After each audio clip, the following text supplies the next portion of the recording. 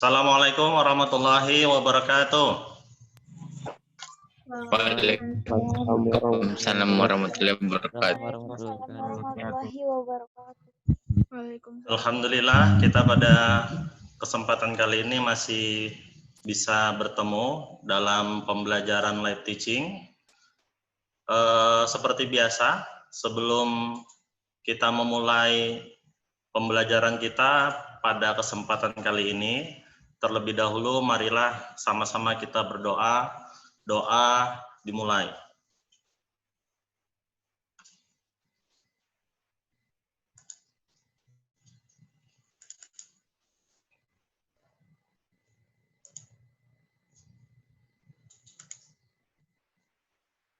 Ya, doa selesai.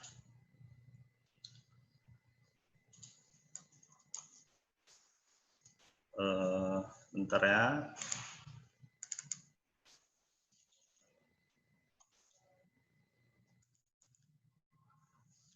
Baik, pada kesempatan kali ini ya kita sudah masuk ke bab yang selanjutnya. Jadi kemarin terakhir kita sudah membahas tentang besaran vektor ya.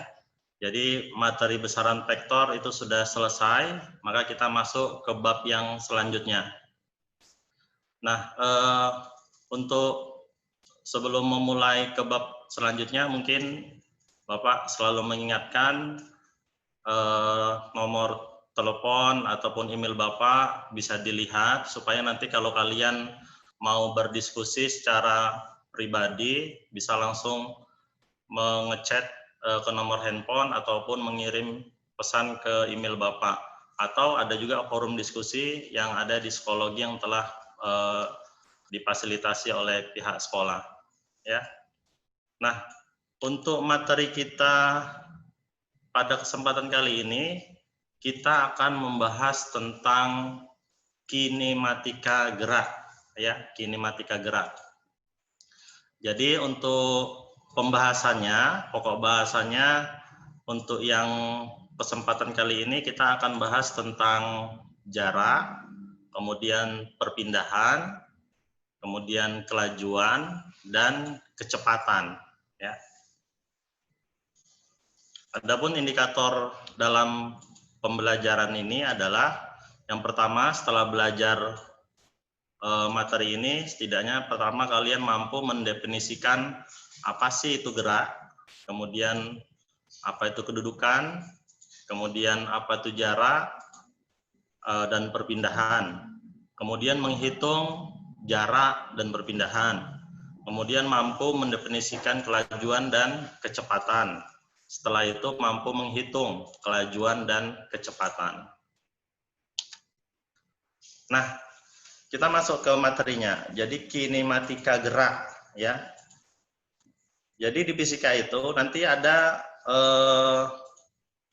cabang-cabang ilmunya, ya. Ada kinematika, ada nanti dinamika, kemudian ada juga mekanika.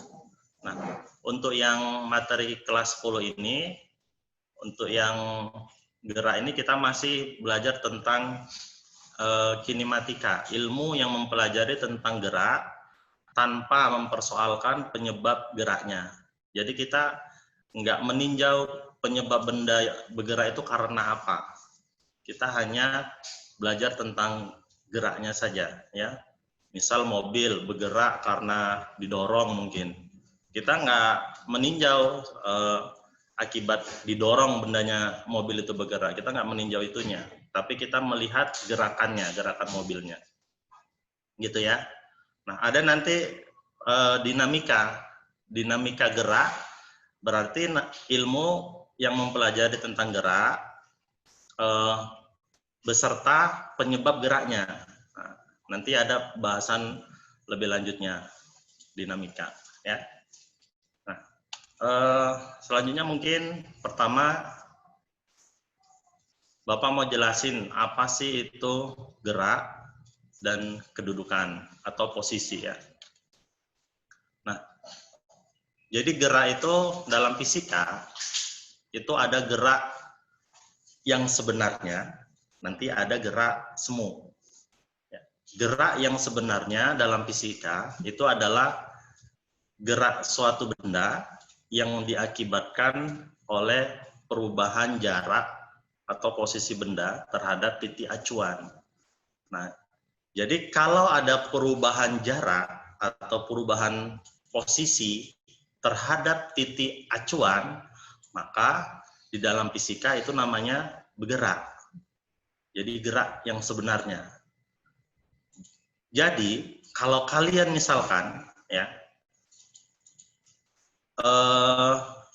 startnya dari pintu rumah misalkan, dari pintu rumah keluar pintu rumah, kemudian mengelilingi rumah, ya, mengelilingi rumah, balik lagi ke posisi semula tadi di depan pintu tadi. Baliknya terakhirnya di posisi itu di dalam fisika kalian tidak melakukan gerak. Kenapa? Karena tidak ada perubahan posisi. Jadi akhirnya kan kalian kembali ke posisi semula. Walaupun sudah keringatan tuh, keringat jagung keluar keliling rumah misalkan sampai berpuluh-puluh kali. Tapi kalau ujungnya berhentinya di posisi semula, maka di dalam fisika kalian tidak melakukan gerak. Gitu. Jadi gerak yang sebenarnya dalam fisika itu terjadi kalau ada perubahan posisinya terhadap titik acuan. Nah, jadi ada dua clue-nya di sini. Ada perubahan posisi dan titik acuan. Jadi harus punya titik acuan. Kemudian ada juga namanya gerak semu. Ya, gerak semu itu adalah gerak suatu benda yang sebenarnya diam. Namun pengamat teramati bahwa benda tersebut seolah-olah bergerak. Contohnya gini. Kita naik bus, ya. Busnya bergerak nih. Terus kita melihat pepohonan di tepi jalan. Kan seolah-olah kita melihat kayaknya pepohonan di tepi jalan itu yang bergerak, ya. Padahal sebenarnya pepohonannya kan diam. Kita yang bergerak karena busnya bergerak. Karena kita berada di dalam bus yang sedang bergerak. Nah, gerak yang seperti itu namanya adalah gerak semu. Ya. Nah, jadi kesimpulannya, gerak itu adalah perubahan kedudukan suatu benda terhadap titik acuan. Gitu. Jadi ada perubahan kedudukan atau posisi. Kedudukan itu apa? Atau posisi itu apa? Jadi kedudukan adalah letak suatu benda pada waktu tertentu terhadap suatu acuan tertentu. Tuh. Ya. Paham ya untuk definisi gerak dan kedudukan. Ya. Jadi tadi gerak pokoknya ada perubahan posisi lah terhadap titik acuan, maka dikatakan bergerak dalam fisika. Selanjutnya adalah jarak dan perpindahan. Nah, jarak, coba lihat sketsa yang Bapak buat tuh. Jadi itu ada titik awal, ya. Ini misalkan titik awalnya di sini. Kemudian ini bendanya bergerak, lintasannya seperti ini. Sampai sini titik akhirnya. Nah, ini kan lintasan, ya. Ini lintasan ini itu adalah jaraknya sebenarnya. Ya. Sedangkan ini yang Bapak tarik garis lurus arah ada tanda panahnya ini, jadi ini adalah perpindahan. Jadi ini adalah jarak, ngitung jarak, ini adalah perpindahan. Gitu. Nah, jadi jarak itu sebenarnya adalah seberapa jauh benda itu bergerak setelah meninggalkan titik acuan sebagai posisi awal. Jadi titik acuannya itu sebagai posisi awal. Seberapa jauh benda itu bergerak? Tadi kan bergeraknya ke sini ya. Sampai ke sini. Seberapa jauh? Itulah jaraknya. Ya.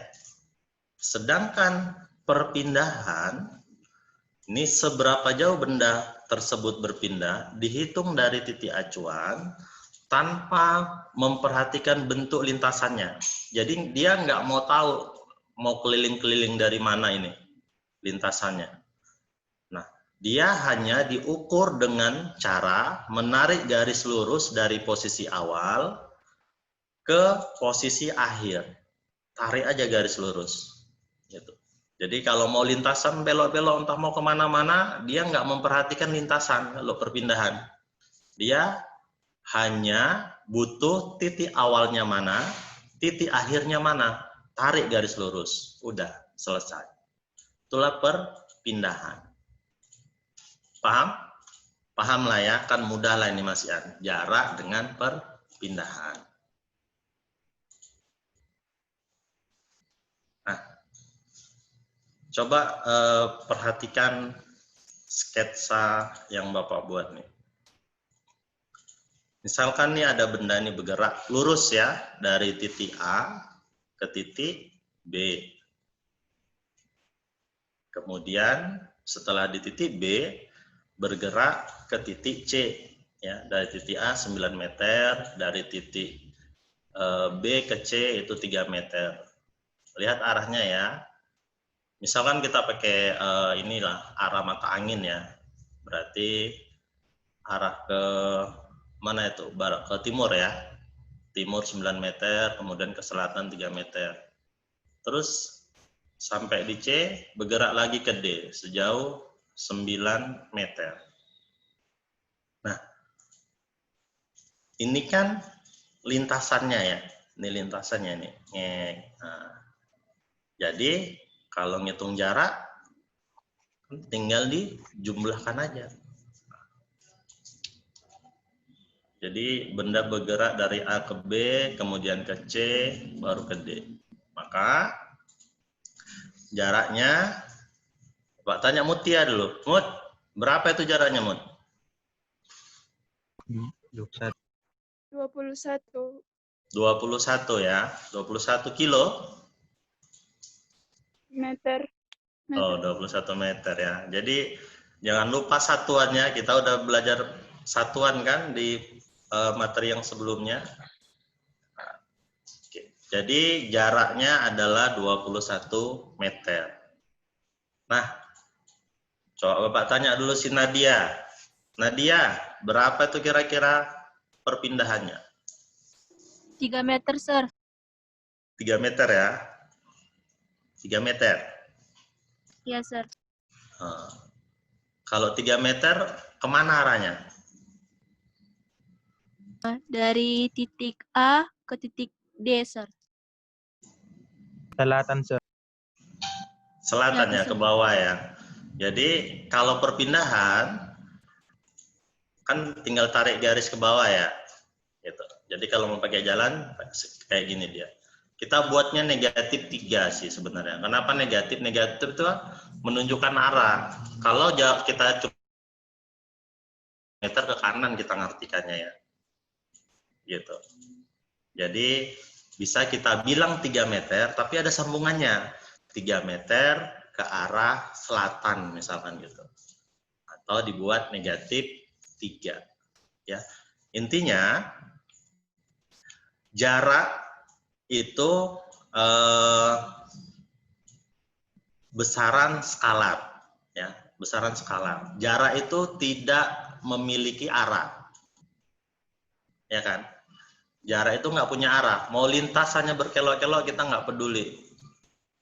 Tapi kalau perpindahan itu termasuk besaran vektor. Nah, perpindahan itu berarti ada nilai dan ada arahnya.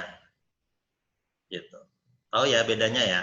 Jadi kalau ngomongin perpindahan itu harus lengkap dengan arahnya.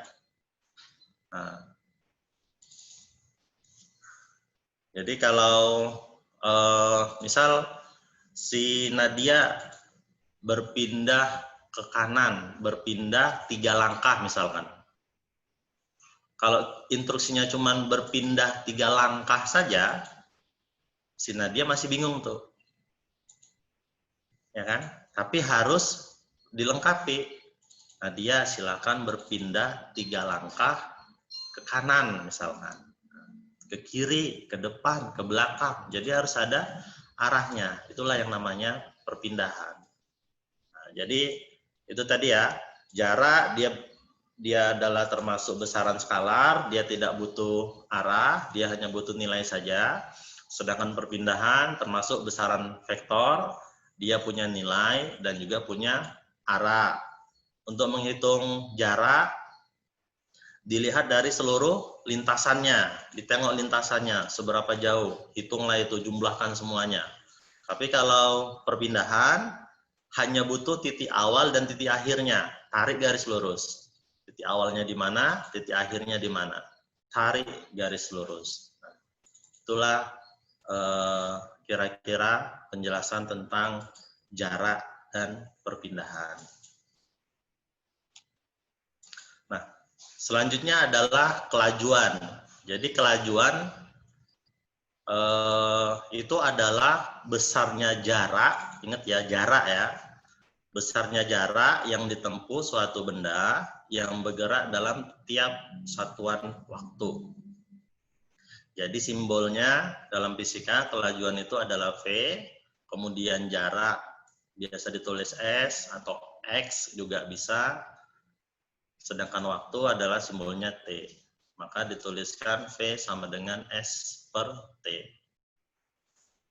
Satuannya kalau kelajuan dalam meter per sekon, sedangkan jarak dalam meter, waktu dalam sekon. Jadi clue-nya adalah jarak dibagi waktu. Ya, ingat, kelajuan itu adalah jarak dibagi waktu. Kelajuan, ada yang dinamakan kelajuan tetap atau konstan, ada namanya kelajuan rata-rata. Nah, kalau kelajuan konstan itu adalah kelajuan gerak suatu benda di mana tiap bagian jarak yang ditempuh dalam waktu yang sama. Ya, jadi misalkan 1 detik jaraknya 2 meter, 2 detik 2 meter lagi gitu, berarti 4 jadinya. 3 detik 2 meter lagi, berarti jadi 6 gitu. Jadi setiap 1 detiknya sama. Detik pertama, detik kedua, ketiga, keempat dan seterusnya itu jaraknya sama. Itu namanya kelajuan konstan. Namun dalam kehidupan nyata itu kelajuan konstan itu sulit kita jumpai, ya. Yang ada hanya kelajuan konstannya dalam waktu sesaat saja. Ya, misalkan kereta api itu, gerak kereta api. Kereta api itu kalau sudah menempuh beberapa meter, ya, beberapa waktu, selang waktu tertentu, baru kecepatannya konstan. Tapi ketika mula-mula jalan, kan nggak konstan tuh, ya kan? Diam, pertamanya baru bergerak. Berarti dia agak ada percepatan di situ, ada perubahan kecepatan. Tapi kalau udah dalam detik tertentu, sudah ditentukan, dia konstan segitu aja jalannya. Gitu. Makanya kalau naik kereta api kan bisa terjadwal, misal dari Medan sampai Kisaran, udah tahu tuh kalau berangkatnya jam 8, misalkan sampai Kisaran jam berapa. Itu pasti waktunya pas itu, karena nggak ada hambatan di jalan. Gitu. Kecuali ada rintangan tertentu ya, kalau ada misalkan kecelakaan atau apa gitu. Nah, jadi kelajuan tetap itu biasanya hanya terjadi dalam waktu sesaat. Jadi ada namanya laju sesaat. Kemudian kalau kelajuan rata-rata, itu kelajuan gerak suatu benda yang menempuh jarak tertentu di mana tidak tiap bagian dari jarak yang ditempuh itu dalam waktu yang sama. Ya. Jadi diambillah rata-ratanya. Misalkan 1 detik pertama jarak yang ditempuhnya 2 meter. Detik kedua udah 3 meter. Detik ketiga misalkan bertambah lagi 4 meter. Jadi kalau mau dirata-ratain, ya itu namanya kelajuan rata-rata. Nah, kebanyakan yang terjadi dalam kehidupan kita itu adalah peristiwa kelajuan rata-rata. Ya. Nah, untuk kelajuan rata-rata, itu persamaannya adalah V sama dengan sigma S dibagi sigma T. Jadi sigma S adalah jumlah jarak tempuhnya, sigma T adalah jumlah waktu tempuhnya. V itu adalah kelajuan rata-rata. Satuannya sama, masih meter per sekon. Ini ya, tentang kelajuan ya. Kelajuan tetap, kemudian kelajuan rata-rata.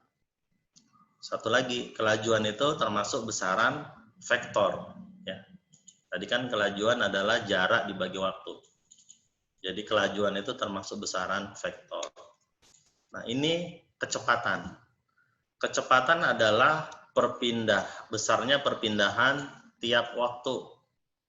Nah beda ya, tadi kelajuan jarak per waktu, kalau kecepatan itu adalah perpindahan per waktu.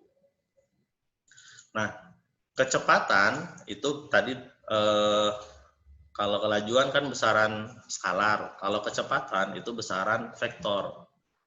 Ya. Contohnya gini, si A melangkah ke kanan sejauh 100 meter, kemudian kembali melangkah ke kiri sejauh 50 meter dalam waktu 25 sekon. Jadi yang pertama, tadi kalau jarak kan lintasannya berarti dari sini bergerak sampai sini 100 meter, kemudian balik lagi ke sini ya 50 meter. Jadi kalau jarak kan dihitung semua lintasannya itu, berarti jaraknya adalah 150 meter, 100 ditambah 50. Udah? Nah, kelajuan tadi kan jarak tiap waktu, berarti jaraknya kan 150 meter dibagi waktunya adalah 25 sekon, maka 125 bagi 25, maka kelajuannya adalah 6 meter per sekon. Nah, hitung perpindahannya ya. Perpindahan berarti titik awalnya ini ya, di titik sini, kemudian titik akhirnya kan tadi berhentinya di sini. Tarik garis lurus. Nah, berarti 50 meter ya. 50 meter ke kanan ya kan, ke kanan kan. Kemudian udah dapat nilai perpindahannya 50 meter, hitunglah kalau mau mencari kecepatan kan perpindahan dibagi waktu. Berarti 50 meter dibagi dengan 25. Maka hasilnya adalah 2 meter per sekon. Gampang ya? Bisa ini kan untuk ngitung kelajuan dengan kecepatan. Ya. Nah ini Bapak ada contoh soal nih.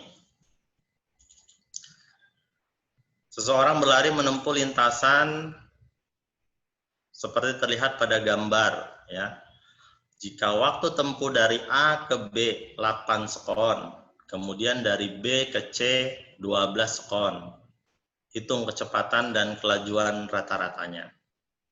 Gitu. Nah, ngitung kecepatan dan kelajuan kan kita harus tahu dulu berapa jarak dan perpindahannya, gitu kan? Bapak tanya dulu sama si Pak Kapi. Pak Kapi, kira-kira berapa jaraknya? Pak, iya Pak. Berapa jaraknya itu? Nggak kedengeran Pak. Bisa ulangi soalnya Pak. Nggak kedengaran, gambarnya nggak nampak, tapi? Enggak Pak, masih belum Pak. Oh gitu. Dina deh, Dina. Coba Dina. Dina Ardila.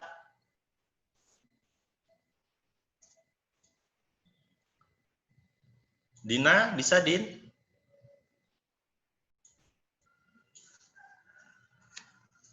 Oke, nih. Perpindahannya 100 meter. Tahu dapatnya dari mana kan? 100 meternya. Jadi Tahu, Sir. ya tahu ya, perpindahan itu kan dihitung dari titik awal, tarik garis dari titik awal sampai titik akhirnya. Ternyata Ini kan sisi miring dari segitiga ya, segitiga siku-siku, sisi miringnya. Nah, kemarin kan sudah kita bahas tuh tentang Pitagoras ya, udah Bapak ingatkan lagi materi tentang Pitagorasnya. Nah, kalau ngitung sisi miring, berarti kan akar dari 60 kuadrat ditambah 80 kuadrat, ya.